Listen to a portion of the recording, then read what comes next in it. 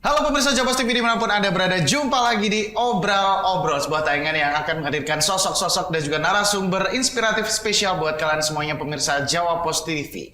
Dan kembali bersama dengan saya Tori Andromeda. Untuk hari ini lagi-lagi dalam rangka menyambut coblosan ya 27 November 2024 ya, Pilkada serentak 2024. Tentunya kita akan masih membahas terkait dinamika politik yang ada di Madiun Raya, khususnya di Kabupaten Madiun. Nah, ini menarik ya, bahwa Kabupaten Madiun memiliki wilayah yang cukup luas sekali ya, dimana ini juga butuh penanganan dan juga tanggung jawab dari calon pemimpin kita yang pastinya juga butuh sosok-sosok yang pastinya juga bisa membawa Kabupaten Madiun lebih baik lagi. Dan untuk hari ini kita sudah bersama dengan salah satu kandidat ya, calon wakil Bupati Madiun 2024, di mana beliau ini mendampingi Bapak Ahmad Dawami. Langsung saja ini kita sambut Mas Sandika Feriantiko. Assalamualaikum warahmatullahi wabarakatuh. Waalaikumsalam warahmatullahi wabarakatuh. Apa kabar Mas Sandika? Alhamdulillah baik Mas Tori. Alhamdulillah ya. Terima kasih banyak sudah mampir-mampir lagi ke Jawa Post TV. Ini kedua kalinya ya? Kedua kalinya dan tetap semangat, tetap ini kalau kemarin mungkin lebih ke perkenalan sosoknya, nah ini udah jadi calon wakil bupati nih. Agenda akhir-akhir ini sesibuk apa Mas Sandika? ya dinikmati Mas. Kalau kita bikin sulit, semakin sulit ini pikiran. Oh iya. Santai, kita mengikuti alur dan tetap fokus tentunya. Oke, tapi hampir setiap hari selalu ada agenda ya? Insya Allah selalu ada. Apa aja? Misalnya ketemu sama masyarakat mungkin? Ya kita kalau agenda memang untuk saat ini lebih ke door to door langsung ke masyarakat. Nanti selain itu juga ada agenda-agenda dari tim yang sudah direncanakan untuk setiap calon bupati maupun wakil bupati yang sedang berjalan, khususnya untuk tim Madiun Menyala ini. Oke. Madiun Menyala abangku, karena abang-abang juga nih ya.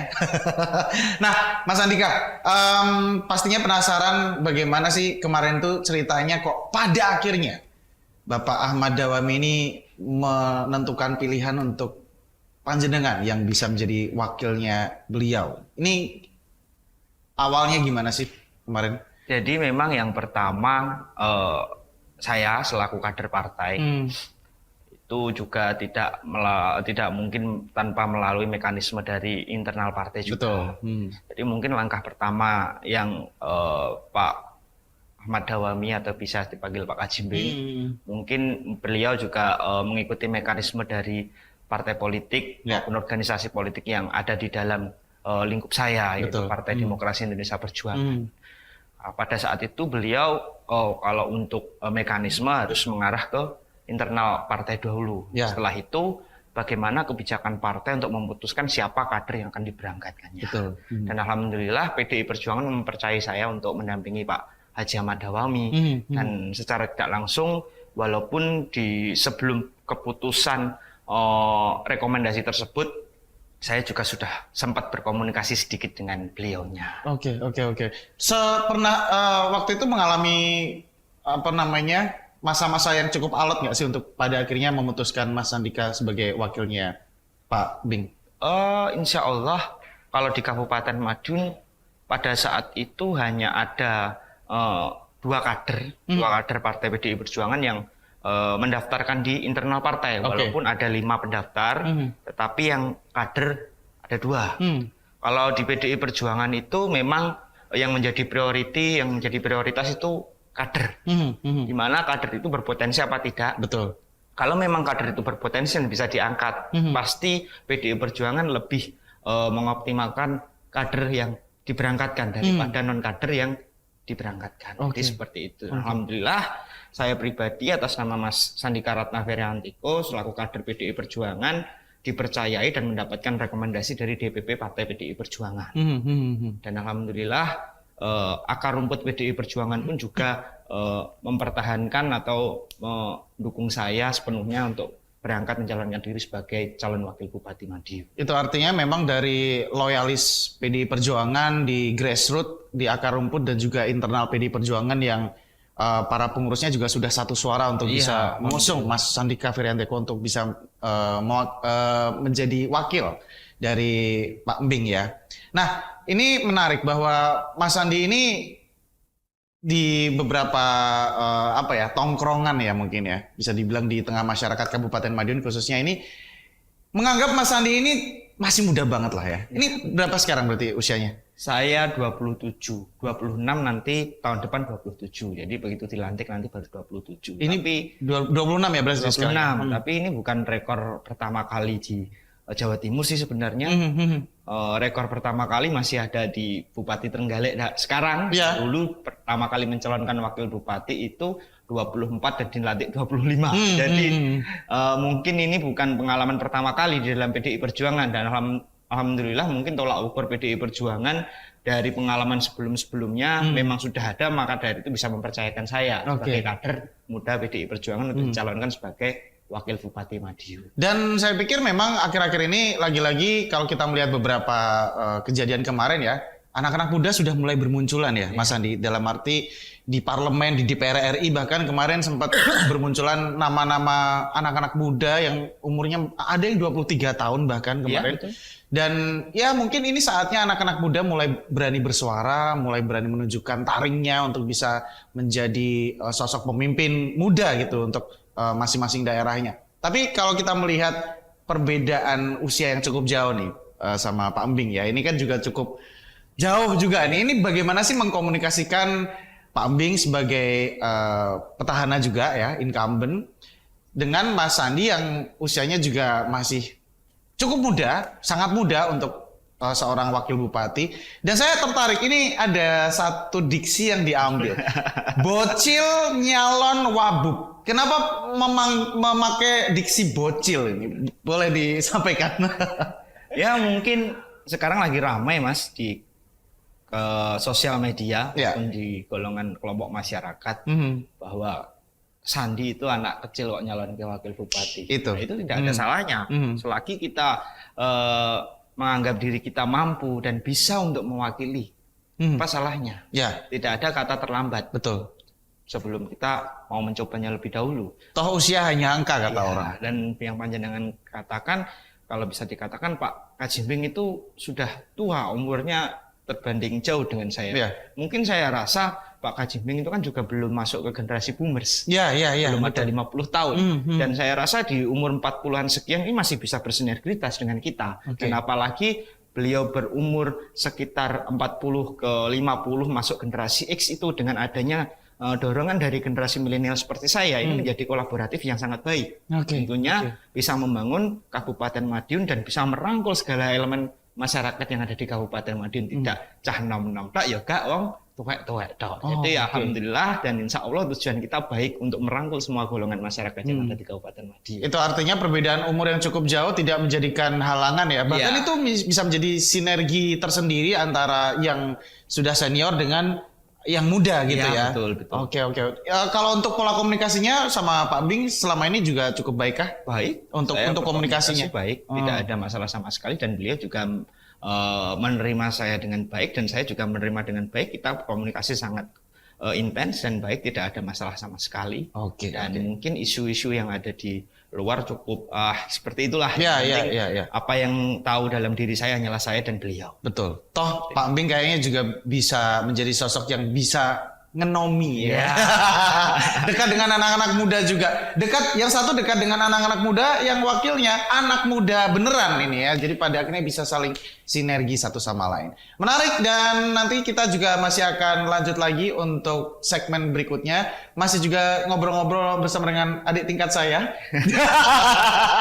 Karena kita juga satu kampus ternyata ya. UNS ya? Jangan kemana-mana. UNS. Universitas Ning Serayu. Iya. Universitas Ning Serayu. Nanti setelah ini kita akan lanjut lagi. Jangan kemana-mana, tetap di Obrol-Obrol.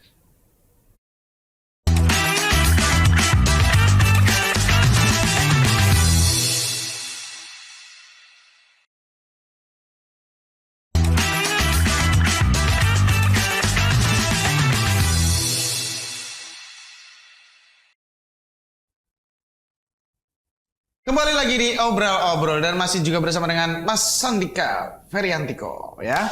Oke, Mas Sandi, sebagai anak muda, ini kan juga mungkin bisa menjadi representasi dari anak muda sendiri gitu ya. Mungkin semangatnya, tenaganya, sosoknya. Mungkin kalau anak muda tuh dinamis lah ya. Karena masih muda jadi tenaganya bisa kemana-mana, bisa lebih satset-satset gitu katanya. Apakah ini juga salah satu strategi pemenangan juga untuk bisa mengambil suara anak-anak muda di Kabupaten Madiun, Mas Andi? Jadi besaran DPT di Kabupaten Madiun sekarang sekitar 570.000 sekian. Oke. Dan besaran DPT ini sekitar 20 sampai 25% itu diisi dengan golongan milenial dan Gen Z. Oke. Jadi tidak semuanya ini bergaris besar maupun mencakupi dari generasi milenial dan Gen Z. Dan generasi X dan Boomers itu masih mendominasi sekitar 60%. Jadi secara tidak langsung kalau kita dikatakan untuk merangkul golongan milenial dan Gen Z saja sebenarnya tidak juga. Oke. Karena itu cuman sebagian dari besaran DPT di Kabupaten Madiun. Tidak memungkiri, tapi posisi saya sebagai anak muda, saya juga harus bisa merangkul Gen Z dan golongan milenial. Betul. Bagaimana caranya itu? Karena anak muda itu tidak bisa seakan-akan ibarat kita makan nasi langsung kita suapkan nasi itu di mulut mereka. Karena kita harus bisa peribahasanya kalau kita mengajak orang dengan cara yang jelas, dengan ajakan yang mungkin itu dengan cara mereka, bagaimana kita bisa meyakinkan mereka untuk mendukung kita, maupun menyuarakan visi misi maupun program-program kita sebagai perwakilan anak muda. Tentunya di setiap pertemuan saya dengan anak muda, seperti contoh kemarin saya habis ngopi bareng bersama teman-teman pemuda yang ada di Kabupaten Madiun di Caruban, itu tidak terlalu masif juga sebenarnya. Jadi mereka menyuarakan suaranya mereka dengan baik juga. Apa yang mereka inginkan, apa yang mereka suarakan, saya dengar. Karena saya mempunyai prinsip. Saya tidak menawarkan program apa-apa ke kamu. Saya mempunyai visi misi. Visi misi ini bagaikan rel Madiun menyala. Jadi apa yang bisa panjenengan tawarkan ke saya, insya Allah akan kita bawa dan kita realisasikan. Ibarat aku ki gak bakulan, tapi aku ki kulaan sanggo kalian. Oke. Ya, jadi apa yang menjadi masukan teman-teman pemuda di Kabupaten Madiun, apa yang menjadi masukan teman-teman Gen Z maupun milenial di Kabupaten Madiun itu menjadi masukan buat saya. Karena mungkin ini saatnya anak muda ikut andil dalam pembangunan Kabupaten Madiun. Ya. Karena tanpa ada keterwakilan, menurut saya, tanpa ada keterwakilan anak muda di Kabupaten Madiun, anak muda ini cenderung diam untuk menyuarakan suaranya. Daripada menyuarakan suaranya ke orang yang lebih tua, nyun sewu. Ya. Karena saya juga pernah merasakan sebagai anak muda mau usul, mau bertanya ke yang lebih sepuh itu kadang agak sungkan. Tapi ketika atau bahkan tidak didengar gara-gara usianya gitu. Ya, mungkin itu sebagian sih. Tapi lebih cenderung si anak muda itu lebih sungkan bertanya ke yang lebih sepuh. Dan mungkin dengan adanya keterwakilan saya ini, semoga bisa membuat keterbukaan anak muda untuk menyuarakan suaranya. Jadi seperti itu kurang lebih, Mas. Oke. Kalau untuk acara kemarin yang sempat dilakukan sama tim Madiun Menyala, ada pertemuan bersama dengan anak-anak muda juga. Di situ apa yang mereka keluhkan, apa yang mereka suarakan, Mas Andi? Salah Misalnya. Satunya kemarin bagaimana caranya memberdayakan pengusaha muda yang ada di setiap desa. Oke. Terus bagaimana kita menampung aspirasi itu bukan hanya pemuda saja tetapi ke semua golongan, tapi khususnya ploternya ke anak muda. Seperti itu masukan yang kemarin yang saya dengar. Dan mungkin itu juga baik, tapi kita bisa mencontoh dari kota sebelah maupun kota-kota lain yang sudah merealisasikan itu. Mungkin Kabupaten Madiun saat ini dari pasangan 01 saya dan Pak Haji membawa program tentang penyediaan hub center yang diakses oleh Haji waktu podcast di sini. Betul, itu memang itu untuk mewadahi khususnya pengusaha-pengusaha muda, golongan muda, dan itu bukan untuk pemuda saja, tapi semua golongan bisa masuk dalam itu, perempuan, anak-anak maupun olahraga dan lain sebagainya. Betul. Kita kumpulkan satu padu di Hub Center itu untuk saling berkolaboratif dan bertukar pikiran dan saling mengaturkan pendapat. Bagaimana kita bisa menciptakan ekonomi kreatif baru, membangun ekonomi secara baru melalui digitalisasi yang ada di wilayah kita masing-masing. Seperti itu, Mas Tori. Oke, berarti memang saya cukup tertarik dengan pemikiran Mas Andi bahwa Mas Andi ini tidak menawarkan banyak program dan janji, tapi lebih ke kulaan ide. Iya. Justru dari mereka. Iya. Nah, ini menarik bahwa kamu pengennya apa?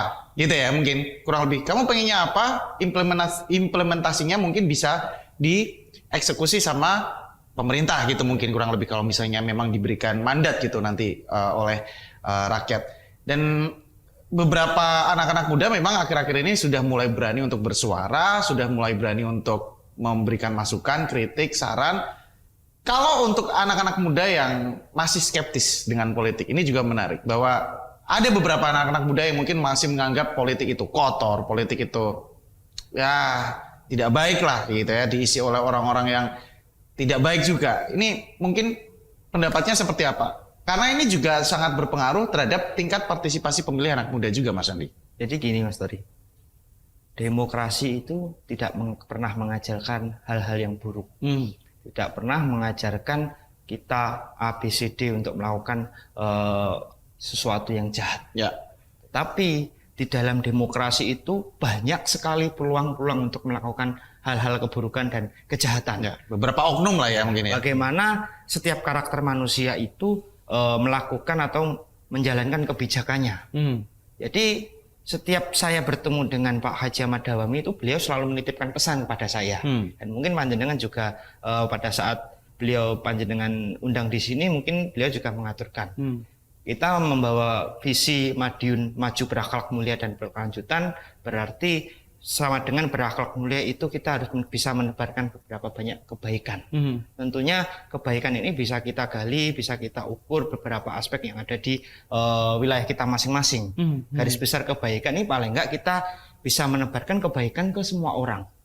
Kalau kita tidak bisa menebarkan kebaikan ke semua orang, paling enggak kita bisa menebarkan kebaikan ke beberapa orang. Kalau kita tidak bisa menebarkan kebaikan ke beberapa orang, paling enggak kita juga bisa menebarkan kebaikan ke satu orang. Kalau kita tidak bisa menebarkan kebaikan ke satu orang, paling enggak kita jangan pernah menyakiti orang lain. Nah, dan memperbaiki diri sendiri itu juga salah satu upaya untuk bisa menebar kebaikan dimulai dari diri sendiri, kemudian pada akhirnya bisa ditularkan ke orang lain gitu. Nah, kemudian untuk pola-pola komunikasi yang sudah dilakukan sama anak-anak muda di Kabupaten Madiun, khususnya ini dengan cara-cara seperti apa sih Mas Adi? Mungkin tadi sempat dikatakan bahwa ada pertemuan-pertemuan yang dilakukan mungkin. Tapi ada beberapa metode-metode untuk bisa lebih dekat dengan mereka itu mungkin apa yang dilakukan? Apalagi Mas Andi juga masih muda sekali gitu. Apakah memang ala-ala anak tongkrongan juga? Iya, seperti itu Mas. Kegiatan-kegiatan non formal yang tidak perlu direncanakan, itu termasuk kegiatan sehari-hari yang tidak perlu kita rencanakan, itu sudah terbiasa melekat di dalam anak muda. Oke. Kita nongkrong, kita datanglah ke warung biasa kita tempat nongkrong, dan itu kebiasaan kita, bukan digawe-gawe. Betul. Jadi memang kita terbiasa seperti itu, bukan karena ada pesta demokrasi pilkada kita melakukan seperti itu. Jadi mohon maaf, memang itu di dalam diri anak muda itu memang sudah ada seperti itu. Tidak perlu kita arahkan secara tidak langsung pun juga akan seperti itu. Itu hukum alam sih sebenarnya. Dan pada akhirnya dari tongkrongan-tongkrongan itu muncul diskusi-diskusi yang spontan gitu ya, yang tidak perlu direncanakan, yang pada akhirnya mereka juga bisa mengaturkan beberapa ide-idenya, membicarakan berbagai macam gagasannya, dan pada akhirnya nanti bisa menjadi satu hal yang baru juga untuk Mas Andi untuk bisa membangun Kabupaten Madiun. Dan masih ada satu segmen lagi bersama dengan Mas Andi. Semakin menarik ya, bahwa saya ngobrol seperti bukan bersama dengan calon wakil bupati, tapi seperti teman sendiri. Itu artinya kedekatan itu sudah mulai terasa gitu di sosoknya Mas Andi. Tapi apakah memang beberapa visi misinya Mas Andi ini juga masih akan relate dengan Kabupaten Madiun? Nanti kita akan bahas di segmen berikutnya. Tetap di Obrol-Obrol.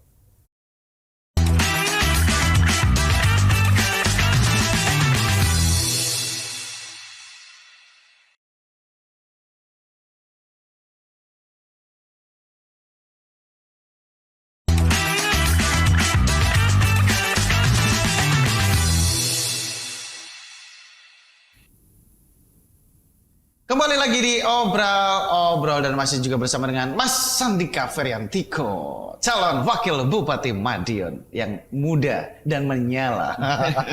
Merah-merah menyala ya. Mas Sandi, kalau kita berbicara tentang anak-anak muda, ini sangat-sangat lekat dan tidak terlepas dari yang namanya sektor ekonomi kreatif. Ekonomi kreatif banyak hal juga, ada event, ada mungkin beberapa kreativitas dari anak-anak muda yang mungkin bisa dikembangkan dan pada akhirnya bisa menjadi salah satu potensi ekonomi juga yang baru mungkin di Kabupaten Madiun.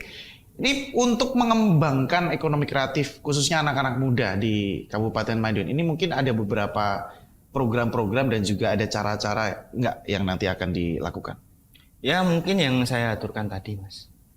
Anak muda mungkin saat ini memang tabu dengan dunia politik. Ya. Tetapi tidak harus kita pungkiri bahwasanya keberadaan saya sebagai calon wakil bupati yang ada di Kabupaten Madiun ini tentunya untuk membawa mereka di kemajuan Kabupaten Madiun. Tentunya di bidang ekonomi kreatif. Ekonomi kreatif ini mungkin salah satunya kita ambil contoh tentang pertanian. Ya. Pertanian di Kabupaten Madiun ini cukup luas dalam arti banyak jenis-jenis petani yang ada di Kabupaten Madiun, mulai dari petani padi, petani nyun sewu baku, maupun petani porang. Ya. Dan mungkin Pak Haji Ahmad Dawami selaku calon bupati yang mendampingi saya sudah melakukan hilirisasi setiap komoditas pertanian yang ada di Kabupaten Madiun. Tetapi komoditas pertanian di Kabupaten Madiun ini sudah berjalan dengan baik dan sudah berjalan secara signifikan. Tetapi dengan adanya dorongan dari anak-anak muda, tentunya bisa melakukan hilirisasi secara kekinian. Dalam peribahasa, saya beri contoh satu. Saya pernah menemukan di salah satu daerah, yaitu daerah berpusat daerah Baku lah. Di situ anak-anak muda bisa mengemas Baku itu menjadi produk UMKM di setiap wilayah menjadi cerutu. Oke. Cerutu. Jadi setiap UMKM itu memiliki merek cerutu sendiri-sendiri. Hilirisasinya dilakukan di UMKM rumahan, tidak melalui nyun sewu pabrik-pabrik besar.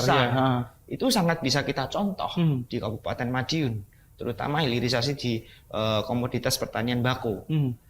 Karena mungkin di daerah lereng-lereng pegunungan yang ada di Kabupaten Madiun seperti di Gunung Pandan, di Gunung Wilis sekarang sudah banyak petani-petani bako yang melakukan penanaman itu. Tetapi ketersediaan anak muda untuk ikut andil melakukan hilirisasi komoditas bako ini sangat kurang dan mungkin itu menjadi tugas saya pribadi selaku anak muda yang akan mewakili di Kabupaten Madiun untuk mengarahkan mereka. Melalui apa? Dan mungkin nanti ketika kami terpilih dan menjabat sebagai bupati dan wakil bupati, hub center ini memang harus saya junjung tinggi. Dalam arti ketika hub center itu sudah terwujud, saya pribadi bisa mengadakan event bulanan lah di situ. Jadi antar pengusaha anak muda di Kabupaten Madiun kita kumpulkan satu di hub center, berbagai kelompok masyarakat, tidak hanya khusus anak muda saja, ibu-ibu maupun pejalan seni budaya dan lain sebagainya untuk berkolaborasi, bertukar pikiran di situ. Pekerjaanmu apa? Secara tidak langsung itu bisa meningkatkan ekonomi kreatif di wilayah kita. Betul. Melalui passionnya sendiri-sendiri. Karena anak muda itu dipaksa untuk mempunyai passion tidak bisa, Mas Tori. Panjenengan pasti juga mengalami. Betul. Ketika panjenengan merasa bisa menjadi presenter kan jadi petani kan betul sakit. Iya betul. Jadi memang contohnya passion memang itu. tidak bisa dibohongi ya. Bisa dibohongi. Jadi bagaimana kita bisa mendorong anak muda itu mempunyai passion terutama bergerak di komoditas bidang pertanian itu yang masih sangat sulit. Betul.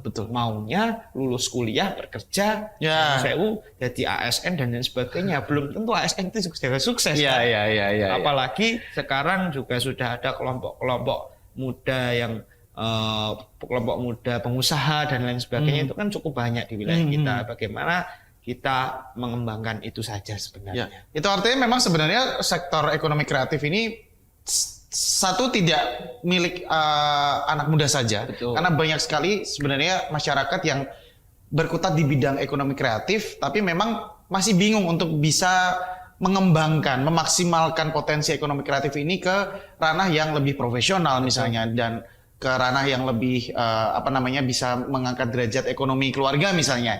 Karena beberapa kali kita lihat para pelaku seni misalnya ini masih kurangnya space gitu ya. Tadi Mas Sandi bilang bahwa ada hub center yang nanti akan dibangun. Ini mungkin sudah direncanakan lokasinya nggak Mas Sandi? Mungkin. Nah, itu nanti surprise. Itu nanti surprise ya.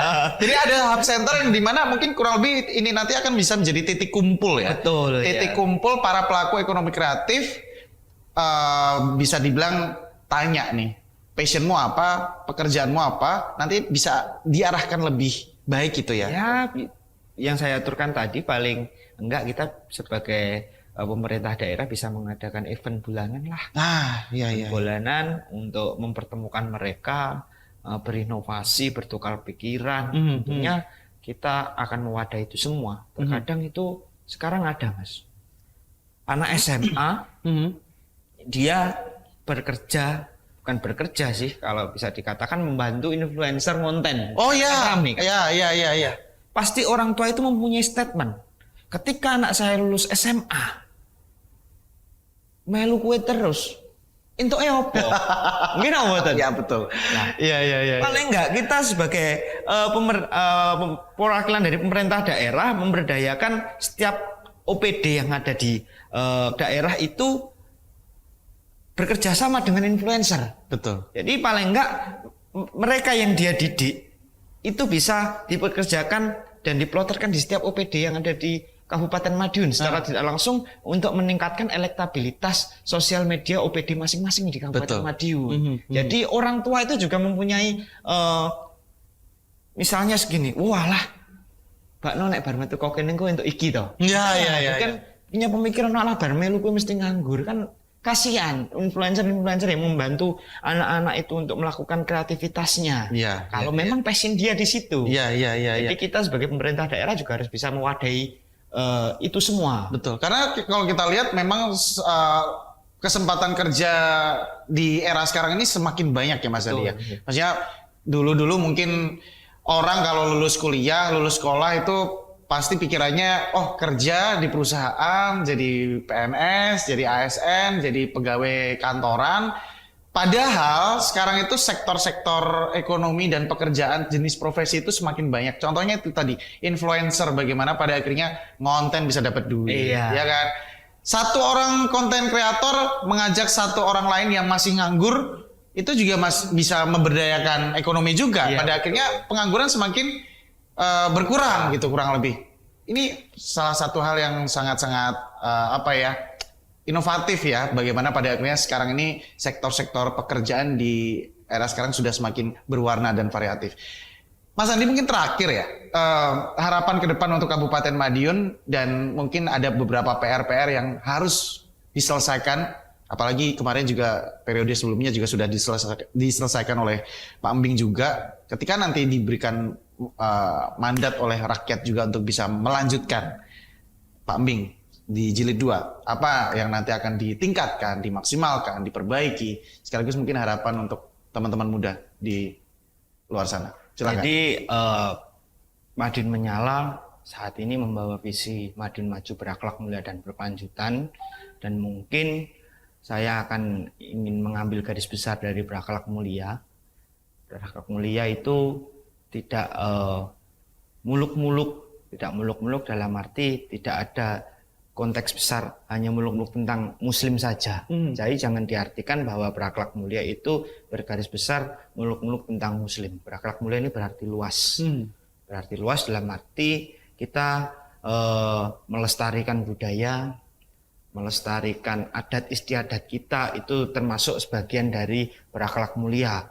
Bergotong royong, melestarikan, memperkuat ideologi bangsa kita Pancasila, melestarikan budaya seperti contoh piton-piton, medil pari dan lain sebagainya. kita juga harus ikut andil di dalam itu. Maka dari itu menebar kebaikan itu sangat perlu kita butuhkan karena untuk memperkuat akhlak kita menjadi sosok wilayah yang lebih kuat khususnya di Kabupaten Madiun.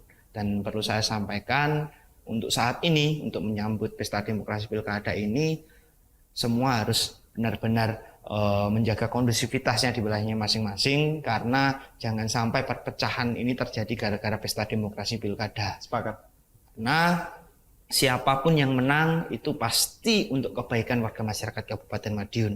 Selalu tebarlah kebaikan, jangan pernah memperkeruh suasana untuk kepentingan tertentu karena kita mempunyai tujuan yang sama, tujuan kita untuk menebar kebaikan, jangan pernah menyalahkan orang lain untuk kepentingan Anda pribadi. Terima kasih, itu dari saya. Bila ada kata yang kurang pas, mohon maaf yang sebesar-besarnya. Oke, itu dia Mas Sandika Feryantiko, calon Wakil Bupati Madiun mendampingi Bapak Haji Ahmad Dawami. Terima kasih banyak sudah mampir ke Jawa Pos TV untuk kesekian kalinya, kedua kalinya. Semoga tidak bosan ya untuk mampir ke sini lagi. Tidak bosan. Ya. Kedua kalinya, tapi hanya untuk satu kali yang terbaik. Iya, itu dia. Menyala Bangku ya, menyala Kabupaten Madiunku. Dan tentunya kita harapkan siapapun nanti yang bisa memimpin Kabupaten Madiun tentunya membawa dampak yang terbaik untuk masyarakat Kabupaten Madiun karena Kabupaten Madiun juga milik kita bersama, rumah kita bersama. Dan siapapun yang menjadi pemenang di Pilkada serentak 2024 nanti, kemenangan hanyalah milik masyarakat rakyat Kabupaten Madiun.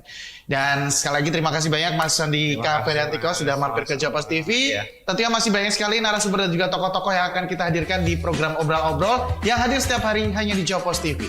Dan akhirnya saya Tora Indromeda pamit mewakili kerabat kerja yang bertugas mengucapkan terima kasih banyak atas perhatian Anda. Sampai ketemu lagi di Obrol-Obrol episode berikutnya.